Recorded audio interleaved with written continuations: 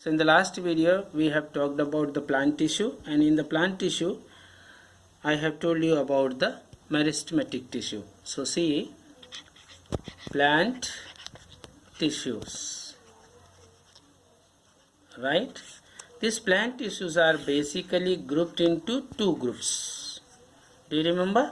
I have told you the first kind is meristematic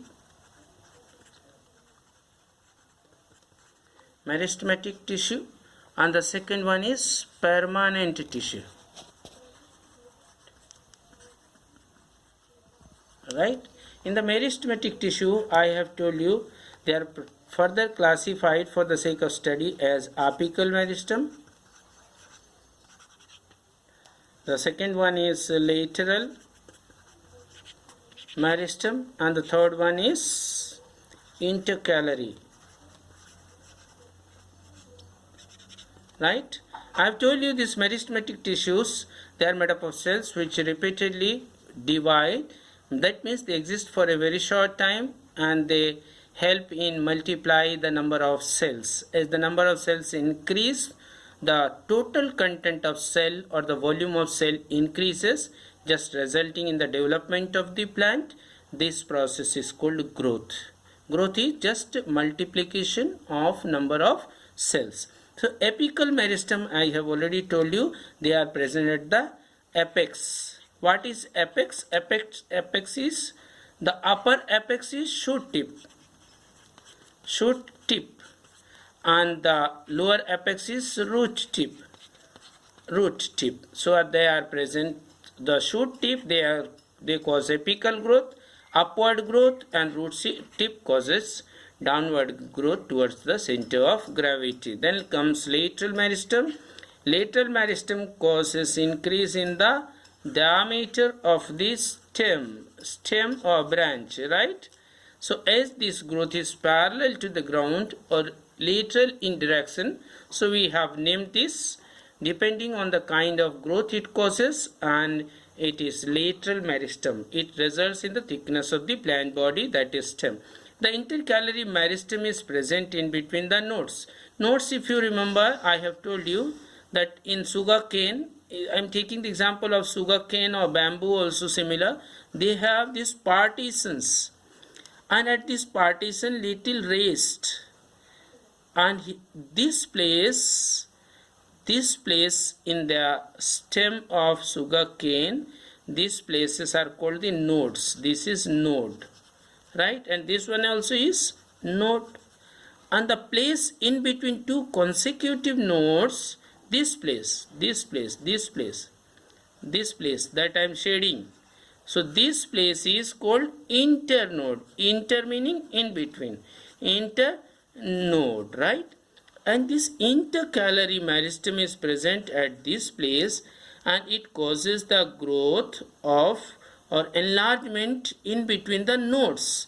Means this size of the stem will increase in between the nodes. These nodes, so this size, for the first day if you will see this size, after few days this will rise up and the node will come at this place and at this place. So this increase is because of intercalary meristem. And this is because, see, in certain plants like the doob, Indian doob, the grass, that is grazed away by the grazing animals. So the tip is grazed away, so plant will stop growing. No, it doesn't happen so. This intercalary meristem causes the growth, that is multiplication in the number of cells, and it grows in all direction and further bursts to branch with from the nodes, right? So that is the function of the intercalary meristem. All this we have already talked. Do you remember? So this is all about. Next comes the kind or the group that is permanent tissue. Why the name permanent tissue? Permanent tissue, as the name suggests, that the cells divide but very slowly. The cells though divide but very slowly or they lack the ability to divide.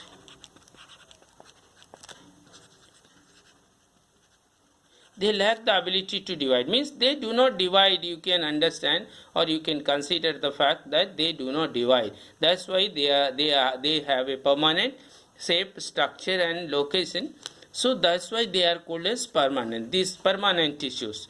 These permanent tissues are not just bone permanent. Actually, what happens? These meristematic tissues of different kind, you can say apical meristem, lateral meristem, and intercalary meristem, they take this shape, they change their the features, and they turn to become permanent tissues. Right? These permanent tissues are basically classified as simple permanent tissue, and the next kind is complex permanent tissue. Right? So simple permanent, what's simple in this one, what's complex in this one?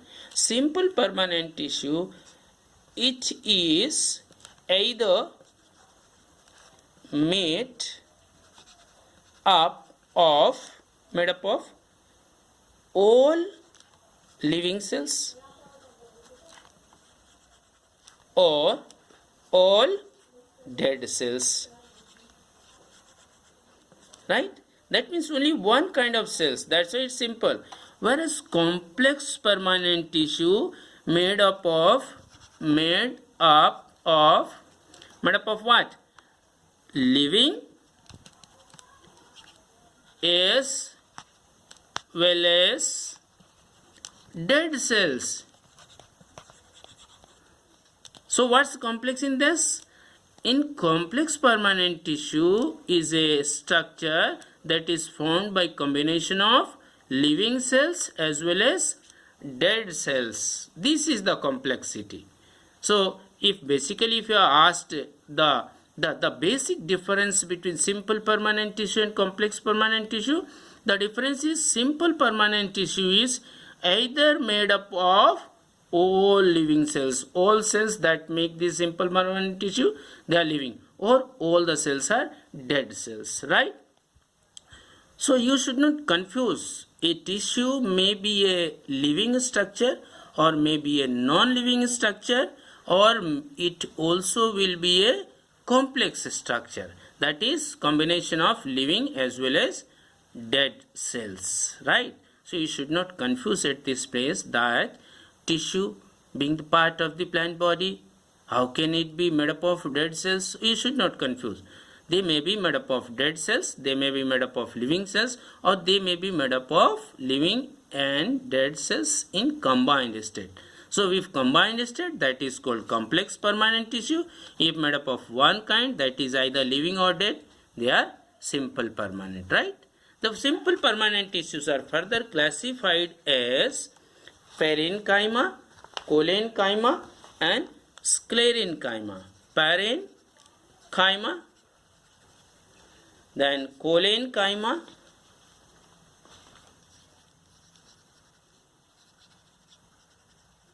and sclerenchyma.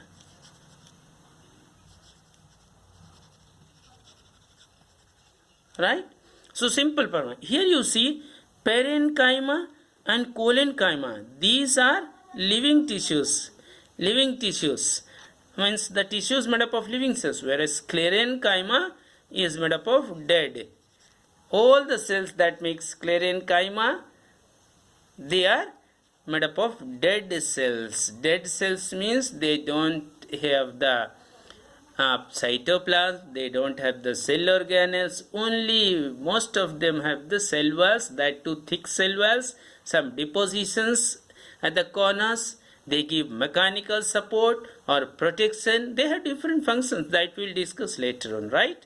Whereas complex permanent tissue, we have two kinds. They make the vascular system of the plant body, and here we have xylem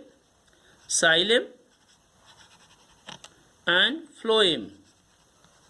I have told you The complex permanent tissue makes the vascular system, that is the transportation facilitator. It helps in the transportation of water in the plant body as well as the translocation. Translocation is the mechanism of transporting the prepared food and other necessary substances from the leaves to different part of the plant body. So in the next video we will be reading about the permanent tissues, right? So in permanent tissue we will discuss about separately about the simple permanent and complex permanent tissues. Okay, that's all in this video. Thank you. Here we have some questions. Note down the questions. So what is a plant tissue? So a plant tissue is a interwoven structure of cells, may it be living or dead, right? Depending on the place or the part of the plant body and kind of function they perform, they are varied or different kinds to be studied, right? Then second question is, what are the two basic kinds of plant tissues? Meristematic tissue and permanent tissue. What are the different kinds of meristematic tissues? Apical meristem, lateral meristem and intercalary meristem. What is the speciality of meristematic tissues? What are the features of the cells? I have already told you in the previous video, the cells that make meristematic tissue, they are very thin-walled. They are just infants or babies of the cells, right? They are full of cytoplasm. They don't have the vacuoles. They may not have the chloroplast also. Some of these cells, they don't develop the cell wall even, right? That's why you may have seen the tender parts or the parts of the plant in the growth region, they are very tender. They are flexible. They are not so stiff or rigid. They do not break. They have the flexibility.